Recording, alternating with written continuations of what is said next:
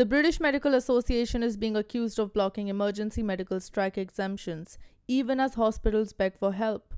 And now Conservative leader Kemi Badenoch is taking aim, not just at the BMA, but at Labour Party's handling of the crisis. The gloves are off, and the stakes, life and death.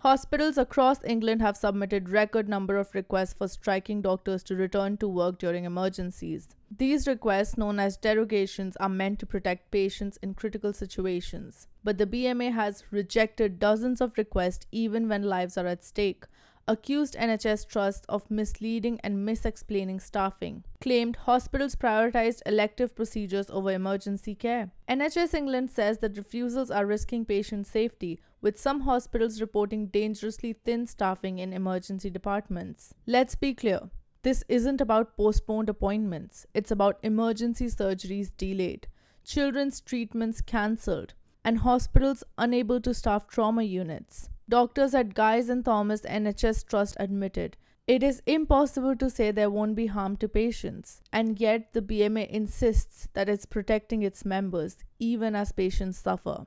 Conservative leader Kemi Badenoch has had enough. She is calling the strikes disaster and the BMA militant, accusing Labour of enabling chaos. Today, I'm saying very clearly, we would ban strikes by doctors so that they're in the same category as the army, the police, prison officers who died because of the last set of strikes. The doctors have had about 11 strikes in the last year, 18 months. The reason why doctors, not nurses, is because the BMA is becoming more militant. Even the doctors are complaining that it's no longer a democratic organisation. So the BMA is out of control, and we know that the public need someone to be firm.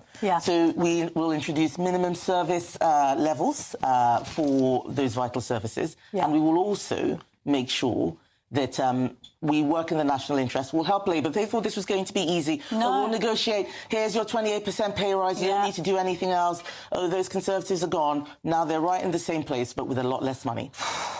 Labour's Health Secretary Wes Streeting insists that the government won't let BMA hold the country ransom. But critics say that Labour scrapped safeguards that protected emergency care, failed to negotiate effectively with doctors, and is losing control of the NHS. Last week, we met with Wes Streeting. We've been in talks with his officials throughout the weekend. We came to those meetings in good faith, ready to explore real solutions to this dispute. We weren't just there to talk about pay.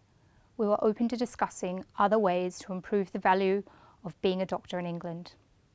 We raised the reality of working lives, the student debt, the cost of training, the long antisocial hours, and we made it clear doctors are being driven out of the profession and something has to change. We said that we were open to non-pay improvements if they were serious and substantive, but what we got back was more promises of more talks. No concrete offer, no shift in position, and whilst the government has been telling the media that they were considering an offer on student debt and student loan forgiveness, they were clear with us that no offer on debt relief would be made even if we agreed to further negotiations. And let's be honest, this isn't the first time we've heard vague commitments. Despite assurances, doctors are still suffering from a broken exception reporting system. The non-pay elements of last year's deal still haven't been delivered. So how can we believe that new ones will be? The government has ruled out negotiating on restoring pay. They've ruled out action on student debt. They've offered nothing close to what doctors need to feel valued again. We came ready to find a solution, but they weren't ready to offer one.